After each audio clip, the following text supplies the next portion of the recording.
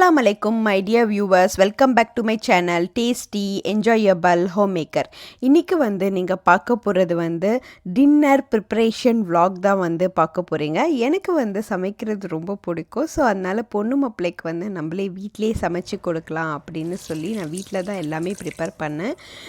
கடையிலனா அவங்களே கூட போய் வாங்கி சாப்பிட்டுக்கலாம், பட் வீட்டில் ப்ரிப்பேர் பண்ண ஃபுட்டு கொடுக்கலாம் அப்படின்றதுனால தான் நான் வீட்டில் ப்ரிப்பேர் பண்ணேன்.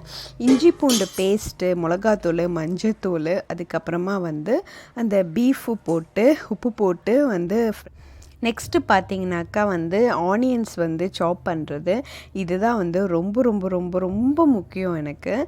ஸோ இது எல்லாமே நான் இந்த சாப்பர் இருக்கிறது ரொம்ப ரொம்ப ஈஸியாக இருக்கும். இந்த மாதிரி ஹவுஸ் ஒய்ஃப்ஸு, இந்த மாதிரி நிறைய குக்கிங் பண்ணுறவங்க இந்த மாதிரி சாப்பர் வாங்கி வச்சுக்கோங்க. அது உங்களோட குக்கிங்க்கு அது முக்கியமாக விருந்தாளி நிறைய பேருக்கு நீங்கள் சமைக்கணும், அப்படியே நிறைய டிஷ்ஷஸ் பண்ணணும் அப்படின்னா இந்த சாப்பர் ரொம்ப ரொம்ப ரொம்ப யூஸ்ஃபுல்லாக இருக்கும். ஸோ நான் எல்லா வெங்காயத்தையும் சாப் பண்ணி வச்சுக்கிட்டேன். இங்கே பார்த்தீங்கன்னா ஆனியன்ஸ் இவ்வளோ ஆனியன்ஸை என்னது பிரியாணிக்கு, கத்திரிக்காய் பச்சடி, தயிர் பச்சடி, அதுக்கப்புறமா தால்ச்சா, பீஃப் ஃப்ரை எல்லாத்துக்குமே நான் வெங்காயம் கட் பண்ணிக்கிட்டேன். தக்காளியும் கட் பண்ணி வச்சுக்கிட்டேன். ஸோ ஒவ்வொன்றும் இன்க்ரீடியன்ட் ஃபஸ்ட்டு ப்ரிப்பேர் பண்ணிட்டாலே நமக்கு பெரிய அடுத்து இந்த பீஃப் ஃப்ரைக்காக கொஞ்சோண்டு ஆனியன்ஸ் போட்டு, இந்த பீஃப் இருக்கு இல்லையா, நான் ரொம்ப தண்ணி ஊற்றலை. ஸோ அதனால் கொஞ்சம் நமக்கு ஈஸியாக இருக்கும். ஸோ அந்த பீஃபை அந்த ஆனியனில் போட்டு நல்லா ஆயிலில் ஃப்ரை பண்ணி நம்ம எடுக்கணும்.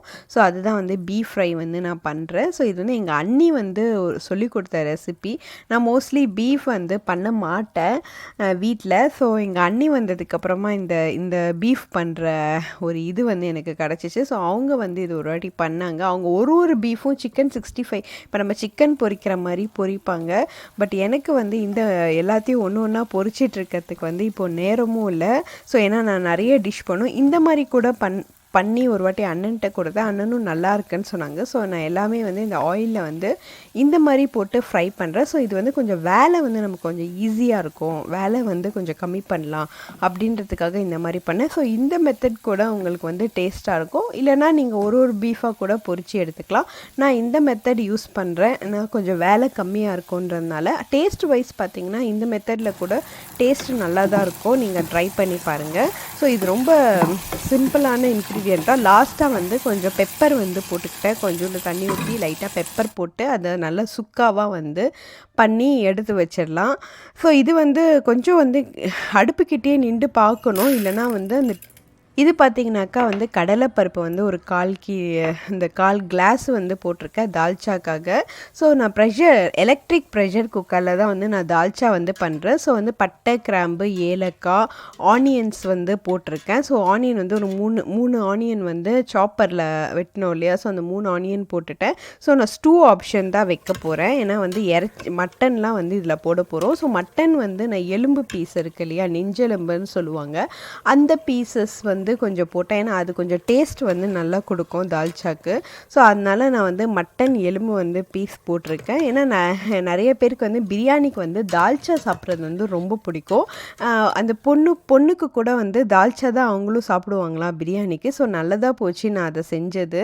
ஸோ உருளைக்கிழங்கு, கேரட்டு, ஸோ இது ரெண்டும் தால்ச்சாக்கு போகிறதுக்காக கட் பண்ணிட்டேன். இந்த பார்த்திங்கன்னா பருப்பு நல்லா வாஷ் பண்ணி வச்சாச்சு. ஸோ அந்த மட்டன் போட்டதுக்கப்புறமா பருப்பும் அதிலே போட்டுட்டு உருளைக்கிழங்கு, கேரட்டு எல்லாமே நான் இதிலே போட்டுட்டு தண்ணி ஊற்றி நம்ம அப்படியே ப்ரெஷர் குக்கர் பண்ண வேண்டியது தான். ஸோ இது தால்ச்சானா நிறைய பேருக்கு பிடிக்கும் பிரியாணிக்கு சாப்பிட. ஸோ அதனால நான் பண்ணேன். மிளகாத்தூள், மஞ்சத்தூள், மல்லித்தூள், உப்பு, இது மட்டும்தான் நான் போட்டேன். வேறு ரொம்ப நிறைய மசாலா அந்த மாதிரிலாம் போடலை. அதுக்கப்புறம் முக்கியமாக ஒன்று சொல்ல மறந்துட்டேன், பெருங்காயத்தூள் கண்டிப்பாக போடுங்க. ஏன்னா பருப்பு போட்டாலே பெருங்காயத்தூள் போட்டுடணும்.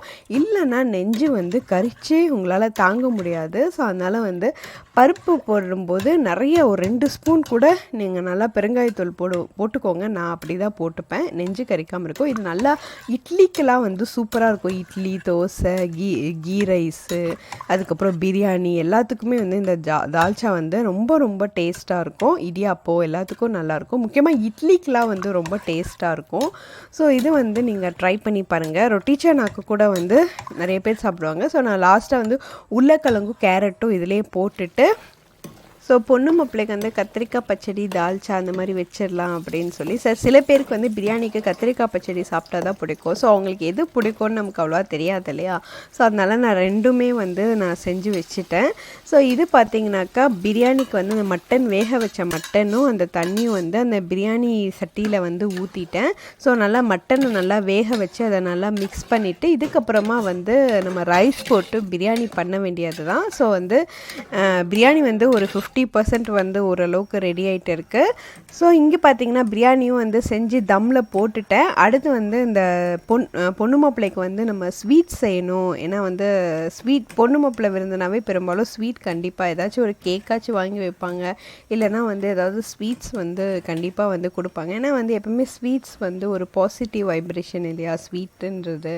ஸோ வந்து அந்த ஸ்வீட்ஸ் வந்து வச்சா லைஃப் எல்லாம் ஸ்வீட்டாக இருக்கும் அப்படின்றதுக்காக வந்து ஸ்வீட் வந்து வைப்பாங்க இந்தியாவில். ஸோ எனக்கும் வந்து அந்த அதனால தான் வந்து ஸ்வீட்டாக வந்து பொண்ணு மாப்பிள்ளைக்கு ஊட்டி விடுவாங்க. ஸோ இங்கே பார்த்தீங்கன்னாக்கா நான் ப்ரெட்டு பாயாசம் மாதிரி ஸோ ப்ரெட்டு பாயசம் பண்ணியாச்சு. முக்கியமாக வந்து க்ளீன் பண்ணிடணும் கிச்சன். ஏன்னா நிறைய டிஷ் சமைக்கும் போது கிச்சன் வந்து ரொம்ப கசமுசான்னு இருக்கும். ஸோ க்ளீனரோட ஹெல்ப்போடு நான் க்ளீன் பண்ணிட்டேன். ஸோ பிரியாணியும் ரெடி ஆகிடுச்சு. இங்கே பாருங்கள், டடா. ஸோ ஃபுல்லாக வந்து பயமாக இருக்கும் சம்டைம்ஸ். இப்படி பார்த்தோன்னே வந்து மனசுக்கு வந்து ஒரு ஹாப்பினஸ் கிடைக்கும். நம்மளோட ஹார்ட் ஒர்க் அது ரொம்ப கஷ்டப்பட்டு அதை ஹார்ட் ஒர்க் பண்ணி நம்ம வந்து சமைச்சோம் இல்லையா. ஸோ அந்த ஹார்ட் ஒர்க்குக்கு வந்து நல்லா வரணுமே, அதுவும் கெஸ்ட்டு கூப்பிடும்போது நல்லா வரணுமேன்னு எப்போவுமே வந்து துவா பண்ணுவோம். ஒரு வாட்டி அரிசி போடும்போதும் பிஸ்மில்லா சொல்லி அரிசி போடுங்க. ஸோ அது வந்து உங்களுக்கு டேஸ்ட்டாகவும் இருக்கும், வந்து பர்க்கத்தாகவும் இருக்கும். நமக்கு வந்து இன்ஷா அல்லாஹ் நெக்ஸ்ட்டு வந்து பார்த்திங்கனாக்கா சிக்கனு. ஸோ சிக்கன் வந்து மேரினேட் பண்ணி வச்சுட்டா பொண்ணு மாப்பிள்ளை வரத்துக்கு வந்து ஒரு 1/2 hour முன்னாடி வந்து பொரிச்சு வச்சிடலாம். ஏன்னா இந்த மாதிரி பிக் சிக்கன் வந்து கொஞ்சம் வேகிறதுக்கு வந்து டைம் எடுக்கும். ஸோ அதனால் வந்து ஒரு 1/2 hour முன்னாடியே வந்து நம்ம வந்து இதை வந்து வறுத்தரலான்னு சொல்லி நான் வந்து இங்கே சிக்கன் வந்து ஃப்ரை பண்ணிகிட்டு இருக்கேன். ஸோ சுட சுட வைக்கும்போது அவங்களுக்கு வந்து ஒரு ஃப்ரெஷ்ஷான ஃபீலும் நல்லா சூடாக சாப்பிட்றதுக்கு வந்து எல்லாருக்கும் பிடிக்கும் இல்லையா. ஸோ சூடாக வைக்கிறது வந்து எனக்கு வந்து பிடிக்கும். அது எனக்கு என்னோடய கான்செப்ட்டு. ஸோ வந்து ஹால்லையும் வந்து சும்மா லைட்டிங் மாதிரி பண்ணியாச்சு பொண்ணு மாப்பிள்ளை வரதால். ஸோ எங்கள் அண்ணன் வந்ததுலேருந்தே நான் இந்த லைட்டிங் சிஸ்டமு அது வந்து கழட்டாமல் அப்படியே வச்சுருந்தேன். ஸோ அது ஒன்று எங்கள் மாமி பர்த்டேக்கு எல்லாத்துக்குமே வந்து யூஸ் ஆகுது. ஸோ பொண்ணு மாப்பிள்ளை வரதால் லைட்டிங் மாதிரி போட்டு விட்டாச்சு. ஸோ எல்லாமே நான் ப்ரிப்பேர் பண்ணிட்டேன். இங்கே பார்த்தீங்கன்னா தண்டூரி சிக்கன் வந்து ப்ரிப்பேர் பண்ணிட்டேன். அதுக்கப்புறமா இது வந்து கத்திரிக்காய் பச்சடி. ஸோ அழகாக கத்திரிக்காய் பச்சடி வந்து முடிஞ்சளவு சாலட் போட்டு கொஞ்சம் டெக்கரேட் மாதிரி பண்ணி வச்சாச்சு. இது வந்து பார்த்திங்கன்னா ஃப்ரூட்ஸு, தயிர் பச்சடி, இது வந்து ப்ரெட்டு பாயாசம். சிக்கனில் வந்து இந்த லெக் பீஸ் மட்டும் எடுத்தாச்சு. இது பீஃப் ஃப்ரை. ஸோ இது எல்லாமே வந்து நம்ம வந்து எல்லாமே ரெடி பண்ணியாச்சு. அப்புறமா ஜூஸும் வந்து கலந்தாச்சு. ஸோ 2 ஜூஸ் வந்து கலந்துக்கிட்டோம். ஸோ இப்போ வந்து இன்னும் ஒரு 5 minutesல வந்து அவங்க வராங்கன்னு சொன்னாங்க. என்னோடய ஹஸ்பண்ட் கால் பண்ணாங்க. ஸோ 5 minutesல அவங்க வந்துடுவாங்க. ஸோ நான் எல்லாமே டேபிளை வந்து ரெடியாக வந்து எடுத்து வச்சுட்டேன். ஸோ அவங்க வரத்துக்குள்ளேயும் நம்ம வீடியோவும் எடுத்துடலாம் அப்படின்னு சொல்லி நான் வீடியோவும் எடுத்துட்டேன். ஸோ அவங்க வந்ததுக்கப்புறமா வீடியோ எடுத்தால் நல்லா இருக்காது இல்லையா. ஸோ அவங்க வரதுக்கு முன்னாடி எல்லாமே எடுத்தாச்சு. ஸோ இங்கே பார்த்தீங்கன்னாக்கா வந்து தால்ச்சா. ஸோ தால்ச்சா வந்து நான் காட்ட மறந்துட்டேன், அவங்களுக்கும் வைக்க மறந்துட்டேன். கொஞ்ச நேரம் கழிச்சு தான் நான் தால்ச்சா வந்து வச்சேன். அதுக்கப்புறமா அவங்க வந்ததுக்கப்புறமா தான் நான் வந்து ரைஸ் எடுத்து ஸோ எடுக்க போனோம். ஏன்னா ரைஸ் வந்து சூடாக இருக்கணும் இல்லையா, வச்சுட்டா வந்து சூடு ஆறிடும். ஸோ சுட சுட வந்து கொடுக்கணுன்றது வந்து எனக்கு பிடிக்கும். ஸோ நான் என்ன நம்ம கஷ்டப்பட்டு பண்ணியிருக்கோம், நல்லா சூடாக கொடுத்தா அது நல்லாயிருக்கும் இல்லையா. ஸோ நான் வந்து இந்த ரைஸ் வந்து அவங்க வந்தோன்னே ரைஸ் எடுத்து நான் அதில் போட்டுட்ருக்கோம். என்னோடய ஹஸ்பண்ட் தான் வந்து அதை போட்டுட்ருக்காங்க. ஸோ இறைச்சி பீசஸ், நல்ல பீசஸ்லாம் எடுத்து வைக்கணும் அவங்களுக்கு அப்படின்னு சொல்லி. ஸோ வந்து அல்ஹம்துலில்லாஹ் எல்லாமே வந்து முடிஞ்சிருச்சு. ஹோப் இந்த வீடியோ உங்களுக்கு பிடிக்கும்னு நினைக்கிறேன். இந்த வீடியோ வந்து உங்களுக்கு பிடிச்சிருந்துச்சுன்னா மறக்காமல் லைக் பண்ணுங்கள், சப்ஸ்கிரைப்